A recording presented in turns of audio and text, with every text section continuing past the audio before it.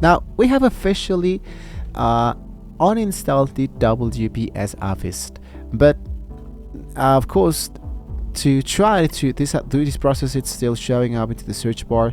You're not alone, because I'm going to show you how to do this process. So how we did this: to kill the background process before we uninstall, we have to stop the WPS from running in the actual background, which is much more faster. So before you do anything at all, you want, of course, to go directly inside your menu bar and look out for your task manager. So here you want to look out for the option that says open the task manager. Here you want to look for anything starting with WPS or Kingsoft. So just click into right section, and just like that, hit into the option that says end tasked.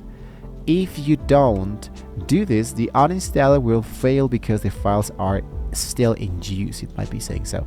So nowadays, when we finish with doing all of this element, of course, the next thing is to go to the Windows settings, which in my case appears directly inside here.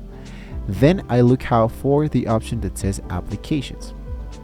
Now you want to, of course, try it out and find, of course, this section and find the WPS Office in the actual list. Once you do it, so you want to hit the option that says uninstall. It's going to be really important that you hit directly inside the hit into uninstall. I'm going to be doing this with another application, but still the process is exactly the same. Hit into uninstall. Let's say yes, uninstall please. Just wait till the WPS branded windows will pop up asking why you are leaving. Look at the bottom left for the checkout that says clear data to ensure security and privacy. If you don't check this box, it keeps your user profile and cloud settings on your hard drive. So you wanted to check settings into your element, check it again, and hit the big uninstall button. Now, even after the uninstall, the WPS usually leaves a folder behind. So how am I going to be aware of that? So I'm going to be looking for a folder named Kingsoft. When I go here into Windows R, and I wanted to type this symbol, app data, and this once again. Just like that, here I want to look out for the option that says Kingsoft to make sure that this one actually no longer works into my computer, right? So you want to delete that entire folder.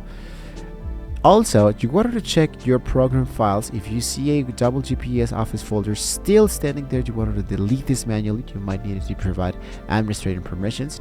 And there we go. Now, if you search WPS and it still appears, you want to right click it and select open file location. This takes you to the start menu shortcut folder. You want to delete the WPS icon from here, and it will of course it will be finally disappear from your search bar results forever. So basically that's how you can actually use this to get started and to delete WPS for good. So your PC is now officially free from the WPS Office. So if you need a new Office suite, you want to watch the video on the 3 best free Microsoft Office alternatives now. So don't forget to like, share, and subscribe to the channel, guys. If you wanted to see more great tools like this, thank you guys so much for watching the video. And well, hopefully with all this being said, we can all see you next time.